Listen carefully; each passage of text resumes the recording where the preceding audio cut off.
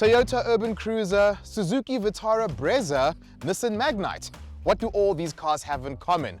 Well, they are all budget crossovers or SUVs. And it seems like most manufacturers want a piece of this action. Renault has decided not to get left out of this party, and that is why they have given us this, the new Renault Kiger.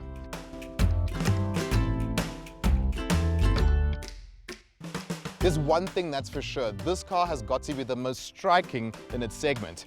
I like the use of LED lighting technology for the daytime running lights. There's also a nice mix of chrome inserts and black cladding. And of course, it being a Renault, you've got a huge Renault badge just in case you forget what car you're driving. This is also the intense version of this vehicle, and I'm not saying the car is intense, it's actually called the intense variant. It's the top spec, and that gives you 16-inch alloy wheels. We've got two-tone roof color paint here, and at the same time, we have got these stylish roof rails, which give you a sense of adventure. Which leads us to the rear of the vehicle, which ties in the strange looks that this car has, because it does look strange, but it also does look good.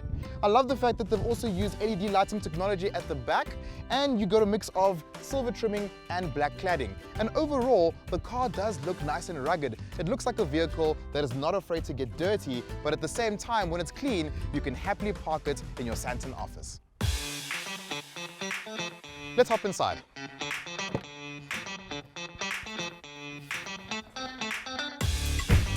Starting off with the back of the car, there is decent legroom and headroom for an average sized person. But if you are a bit taller, you might battle with your headroom.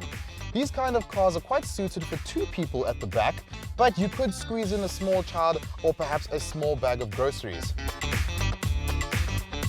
Up front in the Renault Kiger, we do have an appealing interior design.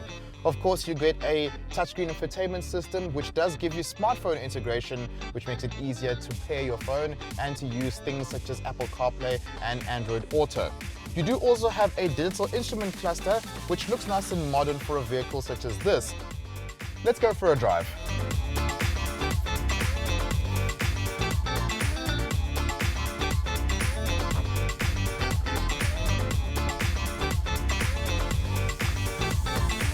One thing to note is that this car does have very comfortable seats, but the interior does seem ever so slightly cramped, and I noticed that when I put my seatbelt in the vehicle, I really had to struggle to clip it in because there's literally this much space for me to do that.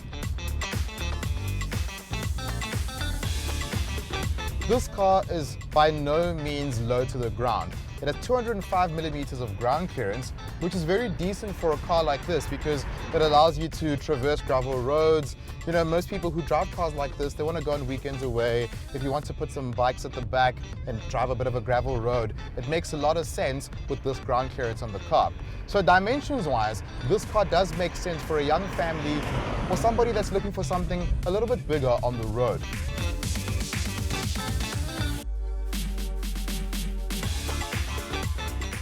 I'm enjoying how this vehicle feels on the road. It feels softly sprung, but at the same time, I do get a good sense of what's going on underneath me. For instance, now I just went over a speed hump and it didn't feel jarring to my senses, but at the same time, I can understand what's going on in the terrain underneath me, which is a very important thing, especially when you are going to be dealing with different weather changes, especially now in summer. We know that we're going to have rain, we're going to sometimes have a bit of sleet on the road, and it makes sense to have a car that lets you understand what's happening underneath you.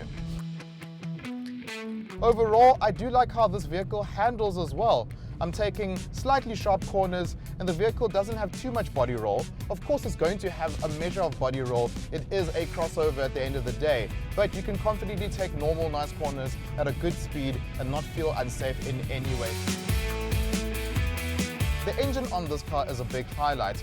We know that some of the competition within this segment uses a normally aspirated engine, but the fact that I've got turbocharging on this vehicle means that this car gives me quite a zippy driving experience and power that I can use on the open road and in the city with ease.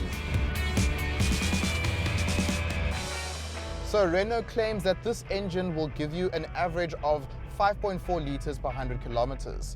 We do know that small capacity turbocharged engines do tend to be more on the economic side of things, But this car does use a CVT gearbox, so I'm not too sure if that's going to make a huge difference. One thing I can tell you is that I have gained the reputation of being a CVT hater.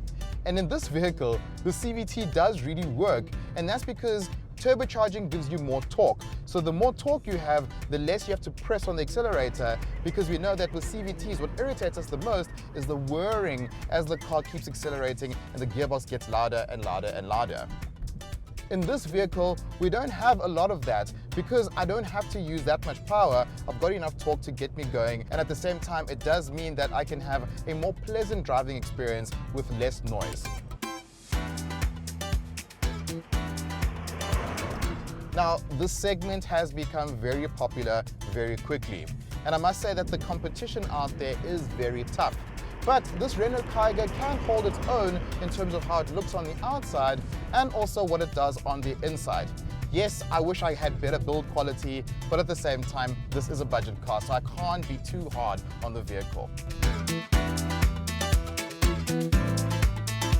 Renault's new Kiger definitely has what it takes to rival its competitors. For a consumer looking for something with a bit more style and flair, this may just be the car for you.